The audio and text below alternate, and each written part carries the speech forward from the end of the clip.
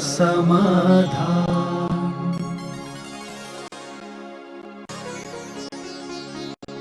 नमोस्तु गुरुदेव। जब से मनुष्य पृथ्वी पर है तभी से धर्म और अधर्म दोनों हैं। आदमी अभी भी कभी कभी पाशविक हो जाता है। क्या कारण है कि हम अपने आप को 100% धर्ममय नहीं कर पाए हैं? जो हमारे मानवीय धर्म दो होते हैं, एक संसार में जीने का धर्म और एक संसार से ऊपर उठने का धर्म। संसार से ऊपर उठने का धर्म के लिए हम लोग संसार में जीने वाला धर्म नहीं करते, हम संसार से ऊपर उठने वाला धर्म करते हैं।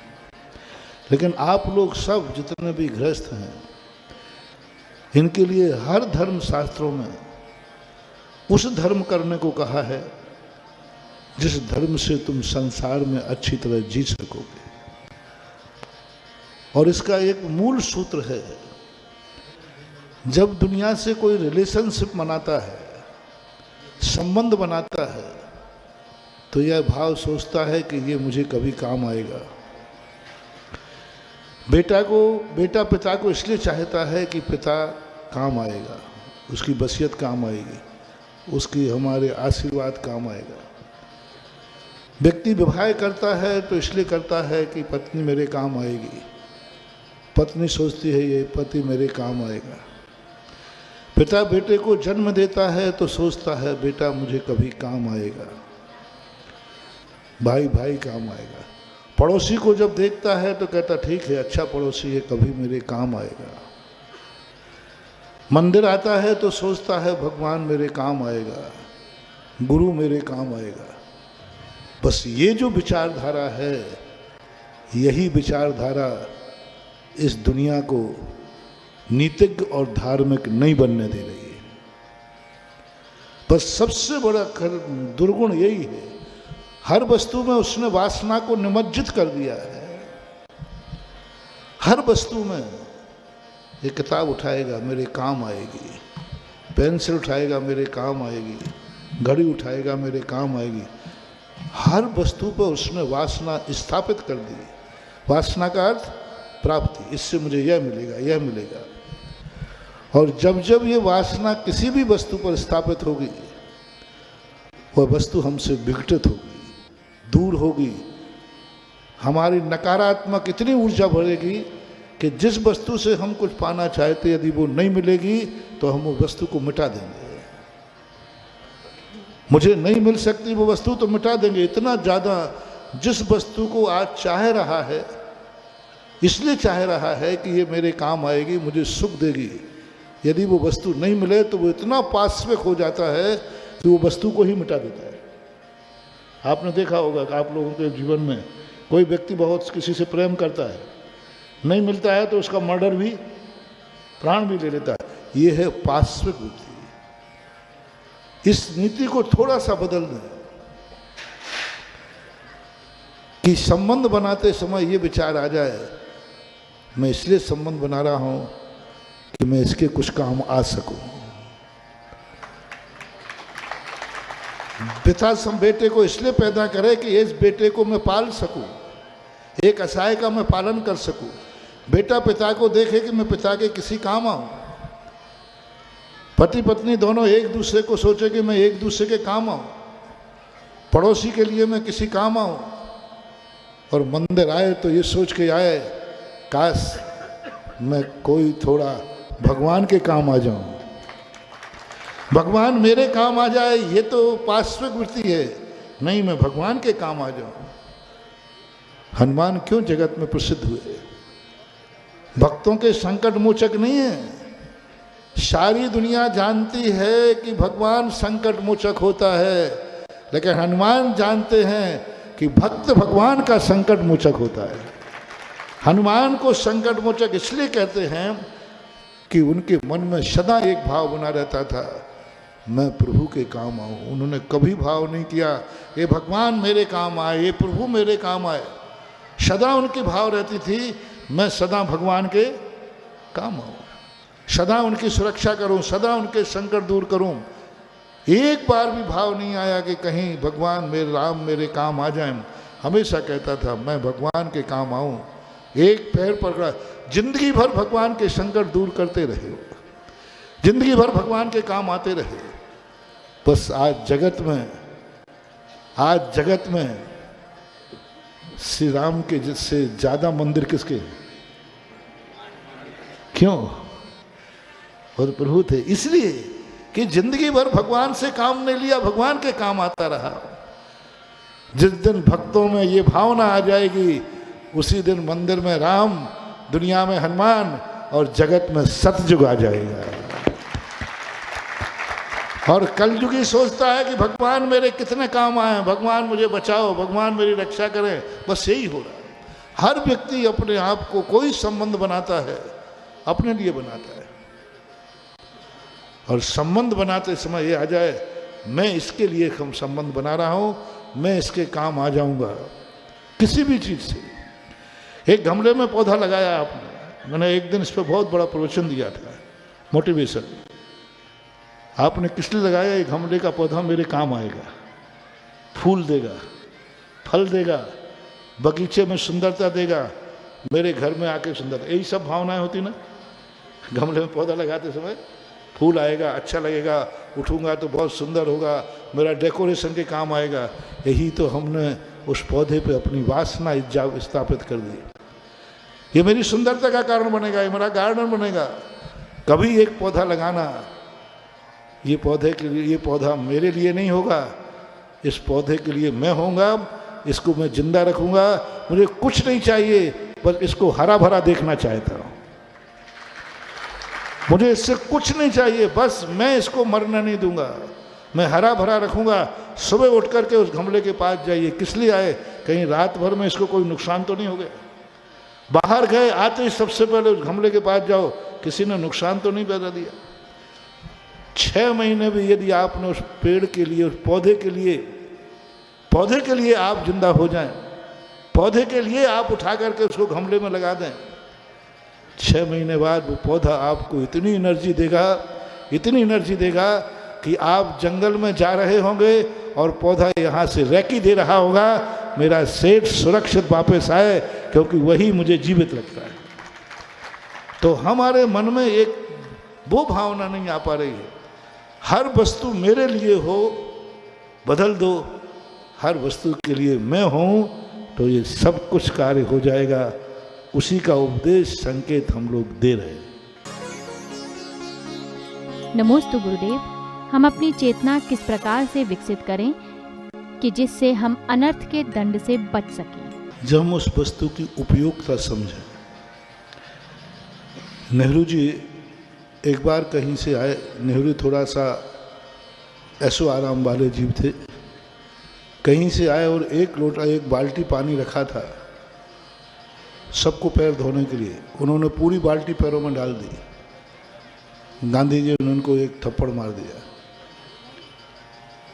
उस समय वो प्रधानमंत्री नहीं थे।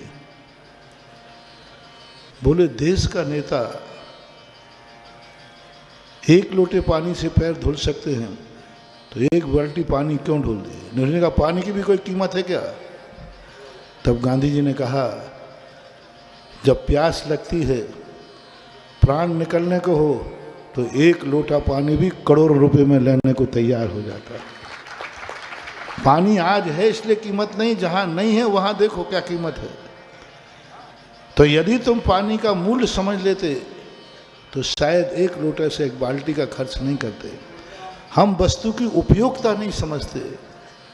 सद्भाव होने पर व्यक्ति का विकास के बाद विनाश क्यों होता है? व्यक्ति ऊंचा सुखी होने के बाद दुखी क्यों होता है?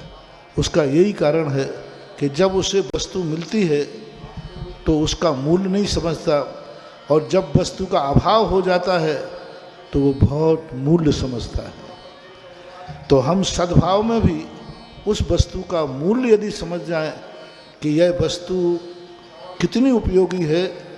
आज 1 लाख रुपया एक अमीर आदमी के लिए कोई काम का नहीं है, लेकिन एक माँ अपने बेटे को अस्पताल में लेकर बैठी है,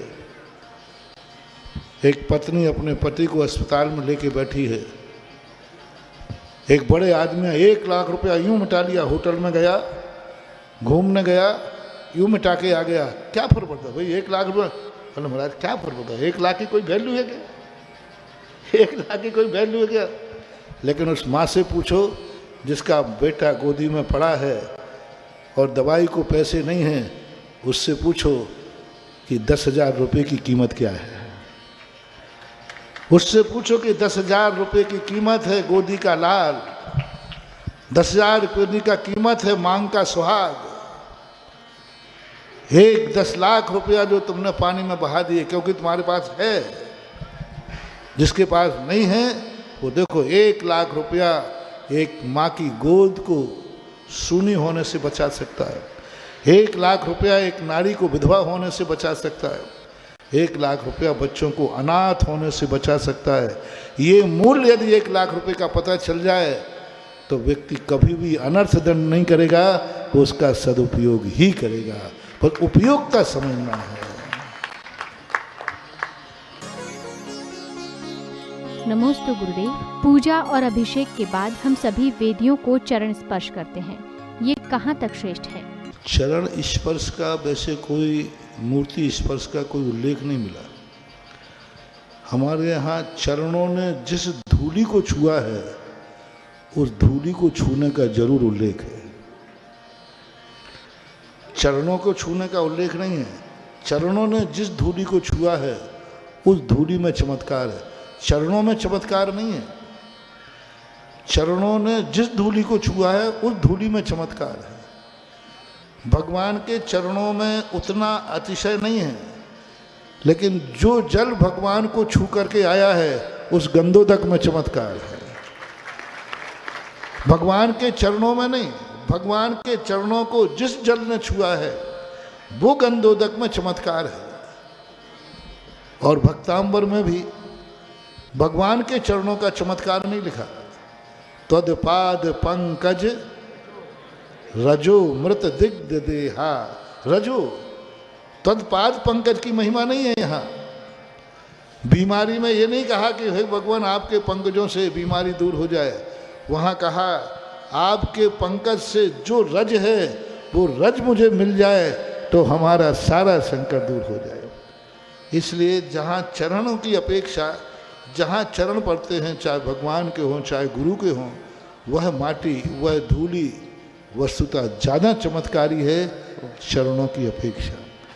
कभी कभी तीव्र अनुराग के कारण चरण छूने का मन हो जाता है, तो सभी मूर्तियों के चरण बार बार नहीं छूना चाहिए। चरण छूने के लिए यूँ रगड़ रगड़ के नहीं छूना चाहिए, माथा नहीं रगड़ना चाहिए, क्योंकि आपका पसीना भर चरणों में चला जाएगा। हाथों को भी धो करके सुखा करके आप लोग 2 मिनट यूँ हाथ धोते हो, गीले हाथ रहते हैं और फिर छू लेते हैं, तो वो जो हाथ का गीलापन मूर्ति को लग गया वो तो आपके हाथों का धोवन था, वो तो हाथ का धोवन था। इसलिए हाथ सूख जाने के बाद छूना चाहिए।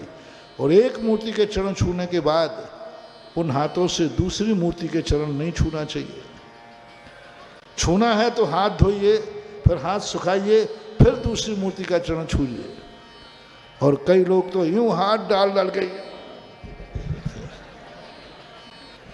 उनको मेरा कहना है सभी मूर्तियों को न छुएं, एक दृष्टि स्पर्श आता है। एक मूर्ति के चरण पकड़िए और सारी मूर्तियों को अपने आंखों से देखिए, सारी मूर्तियों की एनर्जी उस एक मूर्ति में आ जाएगी और तुम आसाधना से भर जाओगे। दृष्टि स्पर्श, दृष्टि स्पर्श सबसे बड़ा स्पर्श होता है। दृष्टि से भगवान के चरणों को छूइए और एक भगवान को अंत में छू लीजिए, आपको सारे भगवानों का चरण स्पर्श हो जाएगा। ऐसी व्यवस्था होना चाहिए। नमोस्तु गुरुदेव। तुम स्वप्नों में भगवान क्यों आते हो? क्या तुम्हें चोरी का दोष नहीं लगता? भक्त जब होता है तो ऐसे ही शिकायत करता है। हम भी भगवान के भक्त हैं, इसलिए कह देते हैं कि तुम स्वप्न में क्यों आते हो, दिन में क्यों नहीं आते हो। और भक्त जो होता है उसकी सदा कोई भी हो, चाहे हम हो और आप हो, उसकी यही शिकायत होती है। रही बात लोगों को दुखी करने का, तो मैं क्या करूं, टीकमगढ़ वालों ने इतना सुख हो रहा था इनको, इनके सुख के आंसू उन दुख के आंसुओं को द्रोहित कर दिया। टीकमगढ़ के खुशी के आंसू इतने थे कि ललितपुर के दुख के आंसुओं का पता ही नहीं चला कि वो कितने थे। इसलिए सुख और दुख दोनों आंसुओं को देखा जाता है। तो दोनों आंसुओं में जिसकी बाढ़ ज़्यादा होती है उसका मुख हो जाता है। तो टीकमगढ़ के सुख के आंसुओं को देखा आपने, इस पंचकल्याणक में देखा, प्रवेश में भी देखा, अभी भी देख रहे हो और आगे भी देखोगे। वही बात, आज एक दिन तुम्हारे भी सुख के आंसू आए थे और बाद में दुख के आंसू आए, तो एक दिन टीकमगढ़ का भी वो नंबर भी आएगा। बहुत पहले की बात है, शायद सन हुआ 88-87 की बात है। तो रात में स्वप्न में भगवान के दर्शन कर रहा था, भगवान की वंदना कर रहा था और करते करते फिर सुबह नींद खुल गई तो भगवान गायब हो गए। तो मैंने फिर उठाई कलम सुबह और लिख डाला भगवान को एक पत्र कि तुम मोरे सूने आंगन में क्यों आते हो भगवान, क्या चोरी का दोष तुम्हें नहीं लगता है? भक्त की भक्ति से प्रसन्न हुए हो तो साकार रूप ले दर्शन क्यों नहीं देते हो? लगता है भक्त की पकड़ से डरते हो। यदि भक्त की भक्ति से प्रसन्न हुए हो तो साकार रूप ले दर्शन क्यों नहीं देते हो? लगता है डरते हो भक्त की पकड़ से। इसमें मेरी क्या गलती है प्रभु? इसमें मेरी क्या गलती है प्रभु? ना तुम बीतरागी होते ना मैं तुमसे राग करता, क्योंकि मैं रागियों से राग। ना तुम बीतरागी होते ना मैं तुमसे राग करता। फर्क क्या है, तर्क क्या है? जवाब क्यों नहीं देते हो? नासा पर दृष्टि क्यों टिकाई है? क्या शर्म खाई है? फर्क क्या है, तर्क क्या है? नासा पर दृष्टि क्यों टिकाई है? क्या शर्म खाई है? तर्क क्या है? तुम यथाजात बिहारी हो, हम यथारात रूपधारी हैं। तुम यथाजात बिहारी हो, हम यथाजात रूपधारी हैं। इसमें तर्क क्या है? साकार रूप ले दर्शन क्यों नहीं देते हो? तुम सपनों में क्यों आते हो? क्या चोरी का दोष तुम्हें नहीं लगता है? सुधा समाधान।